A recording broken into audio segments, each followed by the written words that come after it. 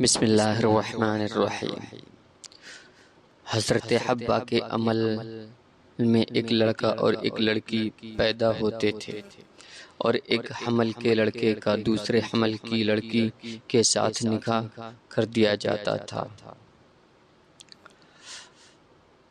حضرت آدم علیہ السلام کے گھر ایک حمل میں قابیل و عقلیمہ پیدا ہوئے اور دوسرے حمل میں حابیل و یہودا پیدا ہوئے۔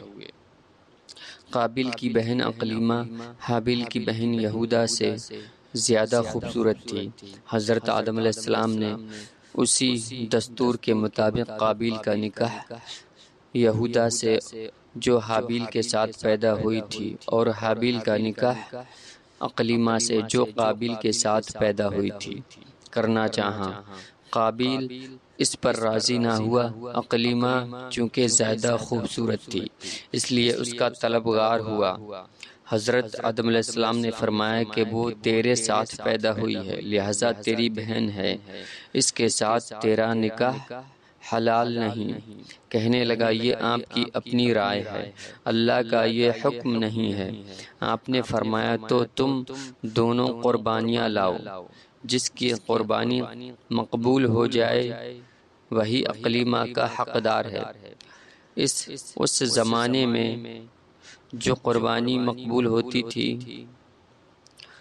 آسمان سے ایک آگ آ کر اس کو کھا لیتی تھی۔ قابیل نے ایک انبار گندم کا اور حابیل نے ایک بکری قربانی کے لیے پیش کی۔ آسمانی آگ نے حابیل کی قربانی کو لے لیا اور قابیل کی گندم کو چھوڑ دیا۔ اس پر قابیل کے دل میں بغض و حسد پیدا ہو گیا۔ جب حضرت آدم علیہ السلام حج کے لیے مکہ مکرمہ تشریف لے گئے تو قابیل نے حابیل سے کہا میں تجھ کو قتل کر دوں گا۔ حابیل نے کہا کیوں؟ کہنے لگا اس لیے کہ تیری قربانی مقبول ہوئی، میری نہ ہوئی، اور عقلیمہ کا تو مستحق ٹھہرا، اس میں میری ذلت ہے۔ حابیل کہنے لگا تو اگر مجھے قتل کرنے کو ہاتھ اٹھائے گا تو میں تجھے قتل کرنے کے لیے ہرگز ہاتھ نہ اٹھاؤں گا، میں تو اللہ سے ڈرتا ہوں۔ قابیل نے آخر حابیل کو قتل کر دیا۔ پھر وہ اس قتل کو چھپانے کے لیے حیران ہوا کہ لاش کو کیا کرے، کیونکہ اس وقت تک کوئی انسان مرا ہی نہ تھا۔ مدت تک لاش کو اپنی پیٹھ پر لادے پھرتا رہا۔